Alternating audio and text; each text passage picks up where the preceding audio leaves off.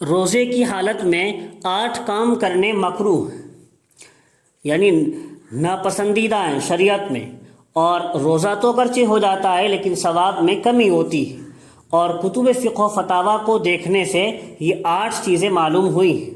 Number 1، منہ میں تھوک جمع کر کے نگلنا۔ منہ میں تھوک جمع کر کے نگلنا، اکٹھا کر کے نگل لینا روزے کی حالت میں مکروہ ہے، اگرچہ اس سے روزہ نہیں ٹوٹتا۔ نمبر 2، روزے میں کسی چیز کا چکھنا یا چبانا۔ بلا عذر کسی چیز کے چکھنے اور چبانے سے روزے میں کراہت آتی ہے۔ بغیر عذر کی کسی چیز کو چکھنا اور چبانا، اس سے روزہ مکروہ ہوتا ہے۔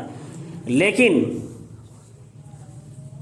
اگر کوئی عذر ہو، مثلا کسی عورت کا شوہر بدمزاج ہے اور کھانا خراب ہونے پر اس کے غصہ ہونے کا اندیشہ ہے، تو اسے کھانے کا نمک زبان پر رکھ کر چکھنے کی اجازت ہوگی، اور ایسی صورت میں روزہ مکروہ نہ ہوگا۔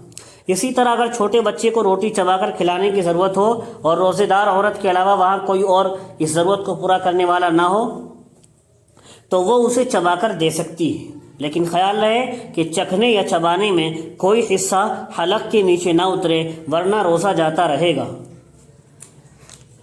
نمبر 3، ٹوتھ پیسٹ یا منجن استعمال کرنا۔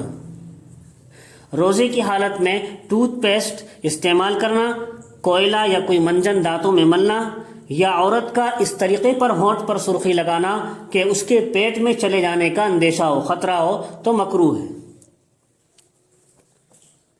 نمبر 4، بیوی سے دل لگی کرنا۔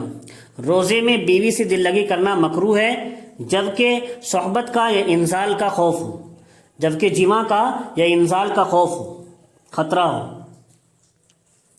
نمبر 5، روزے کی حالت میں قصداً تھکا دینے والے اعمال انجام دینا۔ ہر ایسا کام جس سے اس قدر کمزوری کا اندیشہ ہو کہ روزہ توڑنا پڑ جائے گا اس کو، تو وہ مکروہ ہے۔ نمبر 6، بحالت روزہ گناہ کرنا۔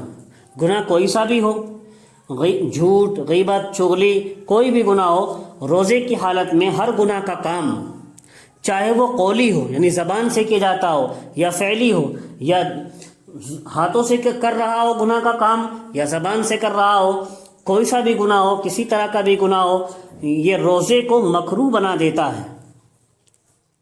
نمبر 7، کلی کرنے اور ناک میں پانی چڑھانے میں مبالغہ کرنا۔ روزے کی حالت میں ناک میں پانی چڑھانے اور کلی کرنے میں مبالغہ کرنے سے روزہ مکروہ ہو جاتا ہے۔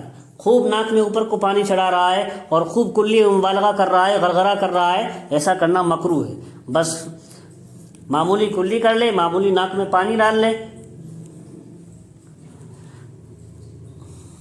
نمبر 8، عورت کا شوہر کی اجازت کے بغیر نفلی روزہ رکھنا۔ بیوی کے لیے شوہر کی اجازت کے بغیر نفلی روزہ رکھنا مکروہ ہے، البتہ اگر شوہر بیمار ہے یا وہ بھی روزے سے ہے، اگر شوہر بیمار ہے یا وہ بھی روزے سے ہے یا حالت احرام میں ہے تو مکروہ نہیں ہے۔ اگر شوہر بیمار ہے یا وہ خود شوہر بھی روزے سے ہے یا حالت احرام میں ہے تو ان صورتوں میں روزہ رکھنا مکروہ نہیں ہوگا۔ ہم ویسے بیوی کے لیے شوہر کی اجازت کے بغیر نفلی روزہ رکھنا یہ مکروہ ہے۔